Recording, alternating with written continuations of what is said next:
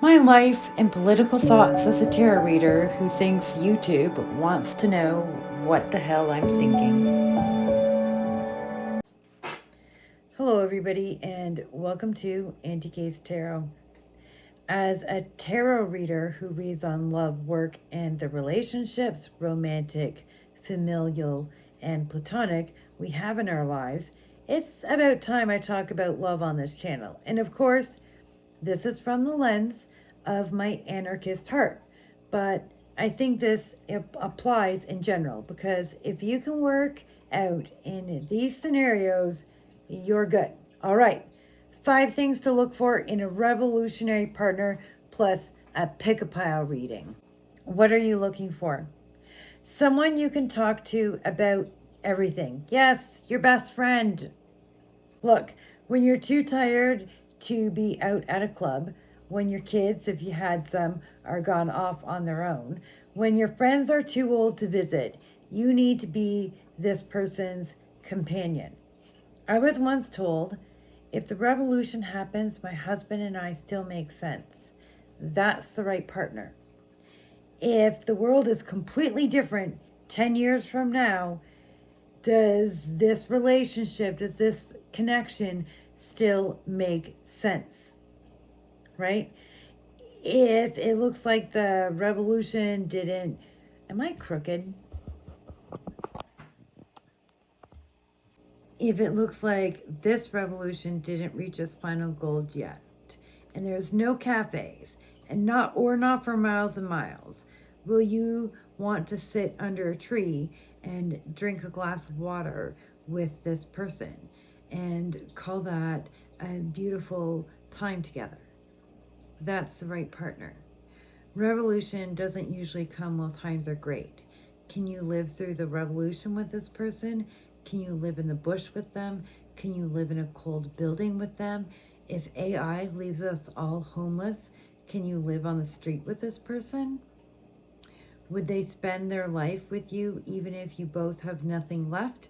Or would they leave you for the promise of comfort for those who will control the populace, for the billionaires? Yes, okay, you gotta get old together, blah, blah, blah. You have to be able to live through hard times. Yeah, I know that. Okay, but life is full of really mundane moments, like really boring moments where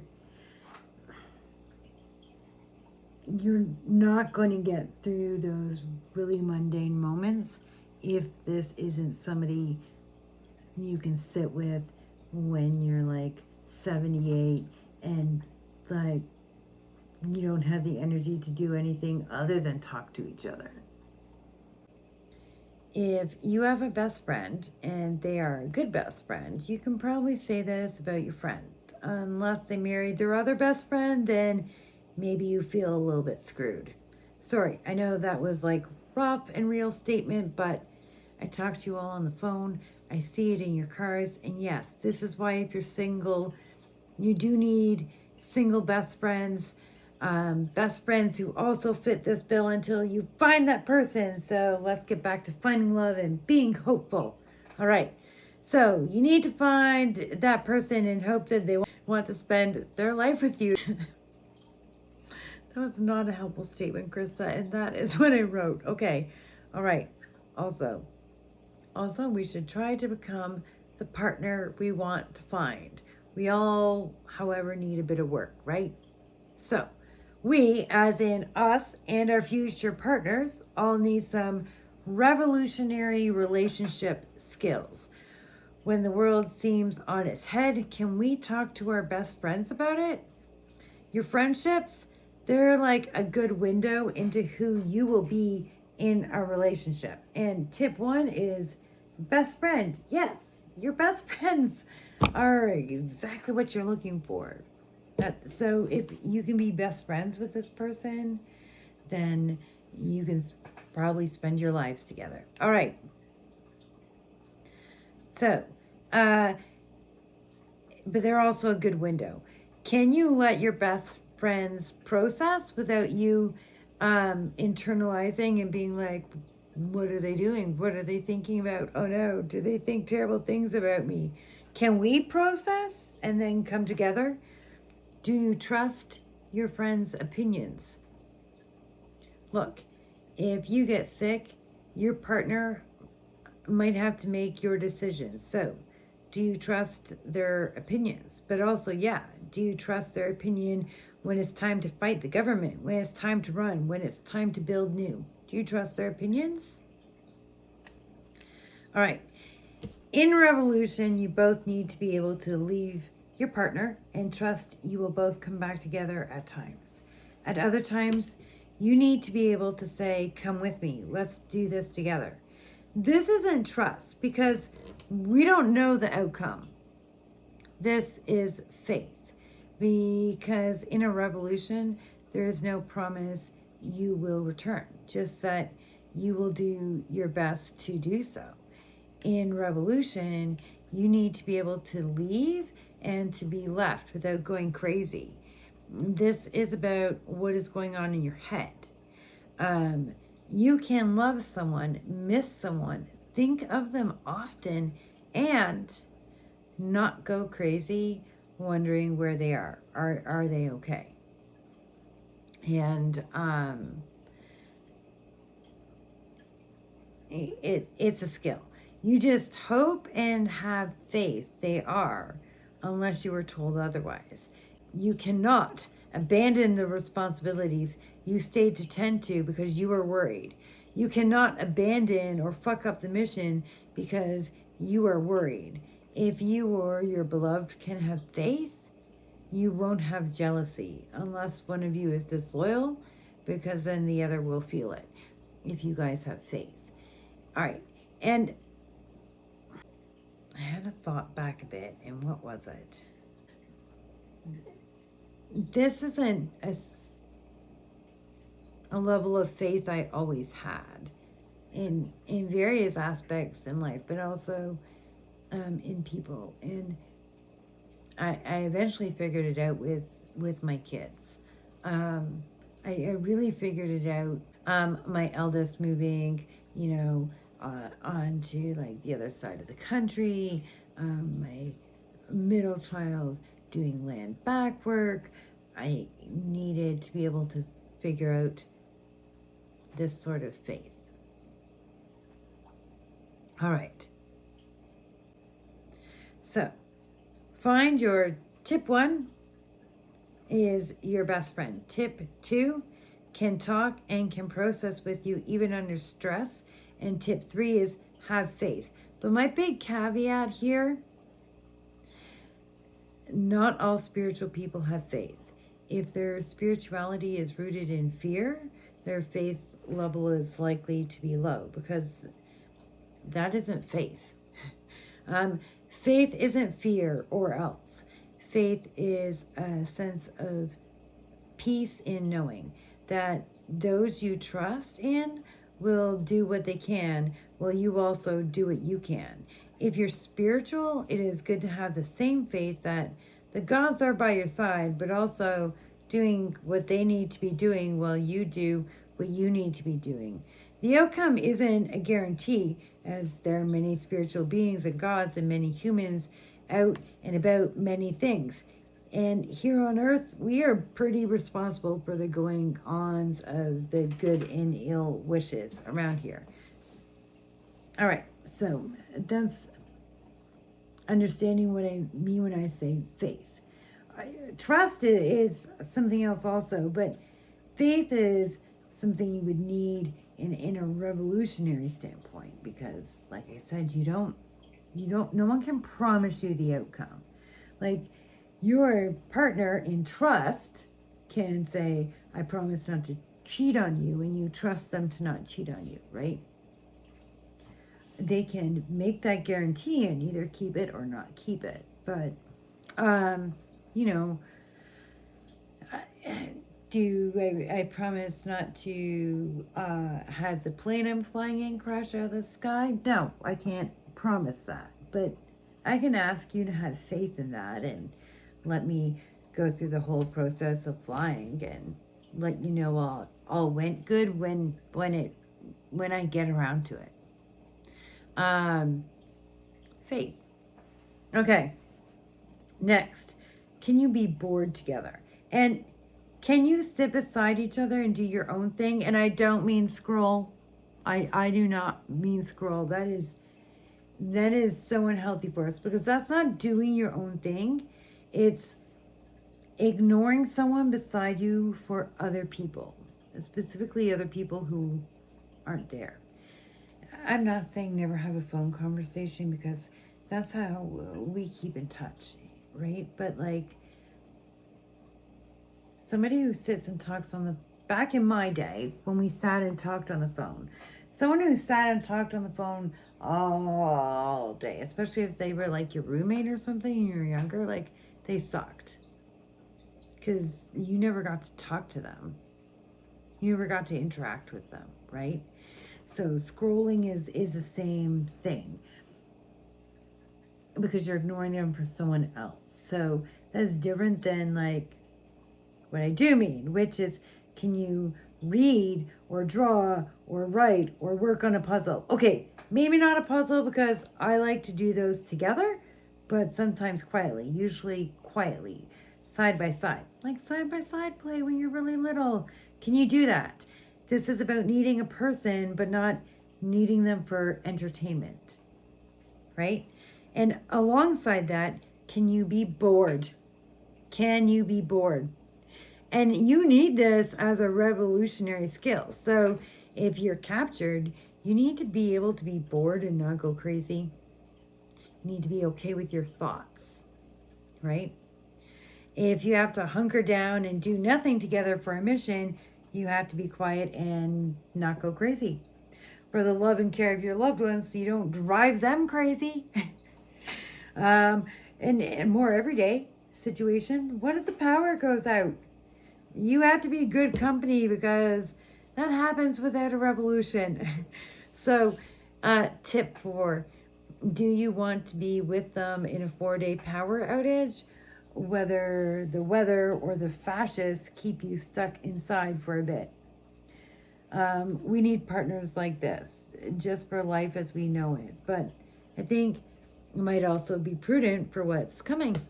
Okay, tip 5, fall in love only if they believe revolution is necessary. This is what Muhammad Abdu in Islam and Anarchism, which we've covered in my channel. There's part 1, 2, and 3. You can search and find part 1. And then in the description box will be listed part 2 and 3. Okay.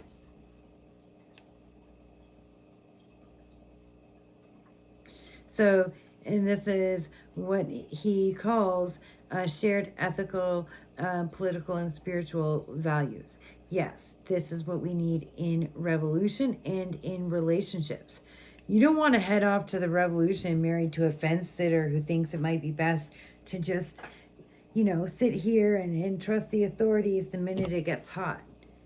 Now, my caveat here is, if you're both organizers, don't organize directly together. Have different roles. If you're on a mission in a camp, even prolonged, unless you went in together, don't date.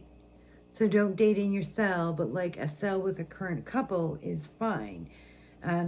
It protects movement both ways. In a good relationship, there will be ups and downs. In this world, let's also consider if you break up, right? The revolution must continue. The community must also continue. And also, because this is the world we live in, it cuts down on predation. Special instructions for healers and leaders and artists. All right. Yes, as an anarchist, I believe in leaders as a role, not as a hierarchy. Likewise, there's often an equivalent to a second in command in my culture, and they are the helpers. Okay, so what do I mean? The nurse isn't less knowledgeable than the doctor. The nurse's role, however, is to make sure that the doctor's work succeeds, and it won't without a good nurse. So the nurse needs to follow the doctor's lead in this business of healing in a hospital. Okay, my perspective here is cultural. I'll explain, but be patient. Okay, so healers, leaders, and artists. Do date other healers, philosophers, and caretakers. Do not date those you mentor, lead, or heal. Artists, do fall in love with your own muse. That said, do date a helper, so long as they're not your mentor. This would imply they become your helper. Okay, you know the stereotype of the doctor and the nurse? It should work in theory. The issue is capitalist colonialism and its web making everything about it toxic. But in healthy settings, the healer and helper are unique roles and knowledges. Now you know the reason for my nurse doctor metaphor. You need someone on the same path.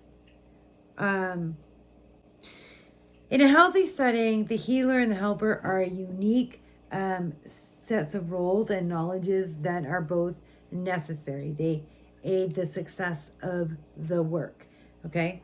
And so this is why I used a nurse and doctor metaphor.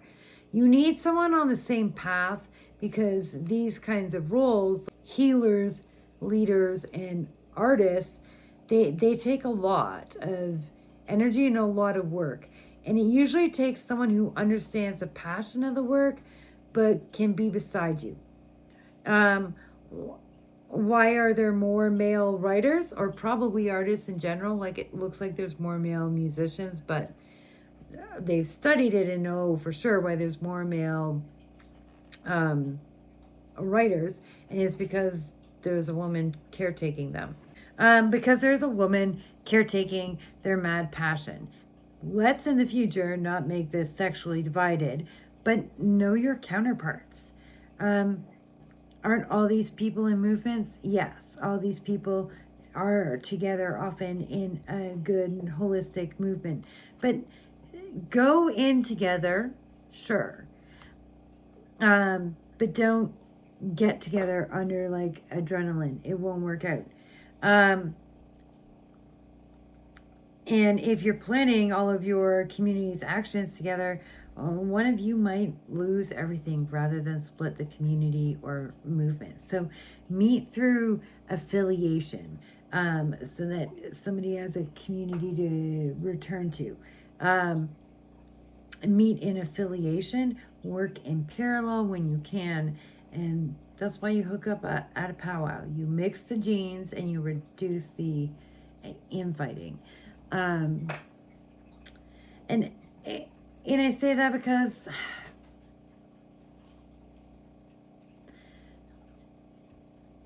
there's a lot, especially healers, who keep wanting to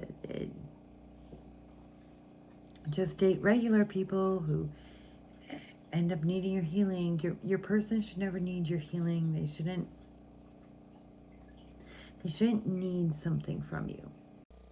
I did not make it clear here that they shouldn't need something from your role in life, right? Because that becomes toxic. It just does. It really becomes toxic. You shouldn't need something from each other. You should be more symbiotic to each other. And I think that also goes to the whole like meeting in affiliation, right? You don't need to be together. You could, if things unfortunately went wrong, have your own groups, and then it also means you have your own people to talk to. But your passions align, because those kinds of roles,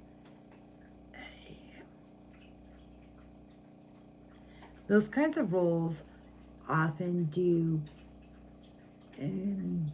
suck enough out that they put an undue burden on the partner. So you do need somebody who gets it. And when you date in awareness of like, this is the imbalance of my role, um, if you do it in awareness, it happens in agreement, right?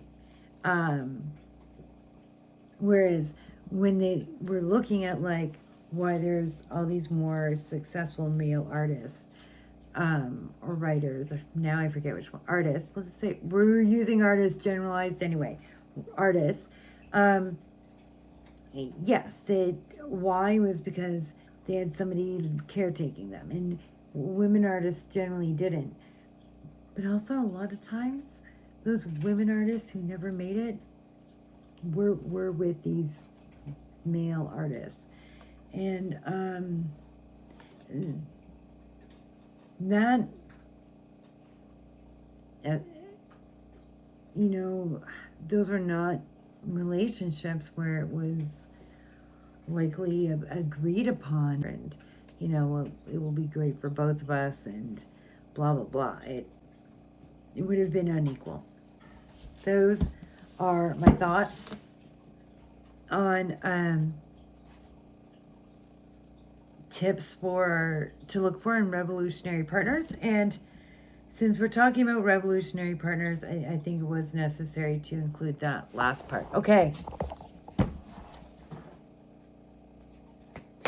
We are going to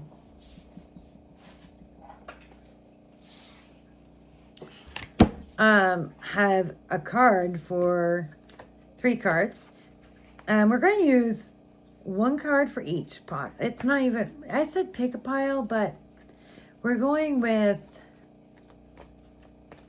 one card each, because this deck, which is perfect for this particular revolutionary love kind of reading, it's great and visual, and so we're going with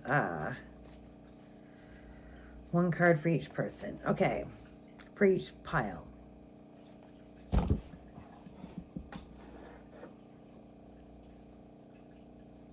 That was 1. Okay, 2.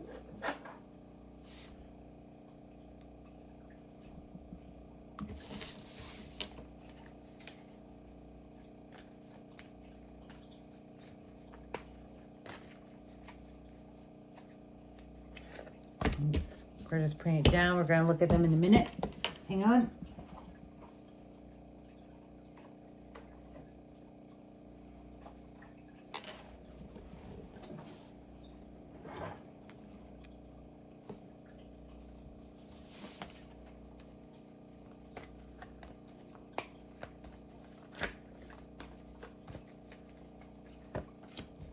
Okay.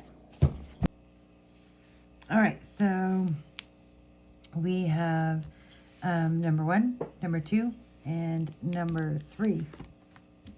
Something you're looking for in a revolutionary partner. That might also say something about like where you fall in this. Number 4, those who gather resources, those who get resources out to others, and the mutual aid aspects, the accounting for what the community needs and how it's going to get them.